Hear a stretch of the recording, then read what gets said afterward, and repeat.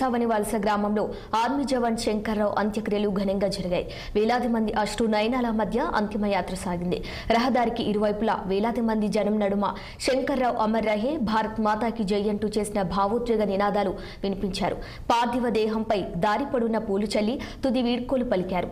అంత్యక్రియల కోసం సైన్యం, జిల్లా యంత్రాంగం సంయుక్తంగా ఏర్పాటు చేస్తుంది. కాకినాడ జిల్లా సైనిక సంక్షేమ అధికారి మజ్జి కృష్ణారావు, విజయనగరం జిల్లా సైనిక సంక్షేమాధికారి captain Satyaprasad, senior assistant G Ramesh కూడా పాల్గొన్నారు. ఆర్మీ, నేవీ, పోలీసులు, సాయుధ బలగాలు సిబ్బంది గౌరవ వందనాలతో నివాళులు అర్పించారు.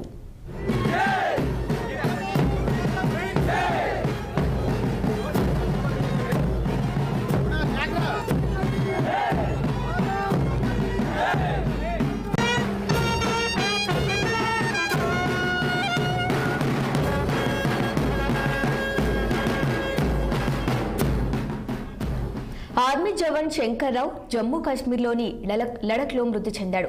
ఆయన 2005లో జరిగిన ఆర్మీ రిక్రూట్మెంట్లో సెలెక్ట్ అయి జవాన్గా చేరాడు. సుమారు 18 ఏళ్లుగా ఆర్మీలో విధులు నిర్వహిస్తున్న శంకర్రావు అనేక పదోన్నతులు కూడా పొందాడు. ప్రస్తుతం లడఖ్లోని బి గ్రేడ్ వెల్డింగ్ షాప్ విభాగంలో వర్క్ చేస్తున్నాడు. శంకర్రావుకు భార్య, 2 పిల్లలు ఉన్నారు. శంకర్రావు పిల్లల చదువుల నిమిత్తం కుటుంబం విశాఖలో నివాసం ఉంటుంది. అయితే శంకర్రావు మృతి చెందిన రోజే తన తమ్ముడు కుమార్తె బాలసారే శుభకార్యం స్వగ్రామమైన బొత్సవాని వలసలో ఘనంగా జరుగుతుంది. ఆ కార్యక్రమానికి శంకర్రావు భార్య, పిల్లలు కూడా వెళ్లారు. అంతేకాకుండా పెద్ద ఎత్తున బంధువులు, గ్రామస్తులు ఆ కార్యక్రమంలో పాల్గొని సందడిగా ఉన్నారు.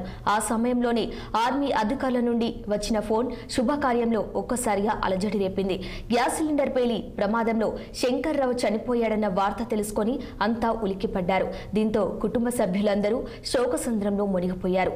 మరొక 6 నెలల్లో రిటైర్డ్ అయ్యి ఇంటికి వచ్చి ఏదో ఒక వ్యాపారం చేసుకుని కుటుంబ సభ్యులతో సంతోషంగా గడుపుదామని ప్రణాళికలు సిద్ధం చేసుకున్నాడు. ఇంతలోనే జరిగిన దుర్ఘటనలో శంకర్రావు మృతి చెందడం గ్రామస్తులకు సైతం కన్నీటిని మిగిల్చింది.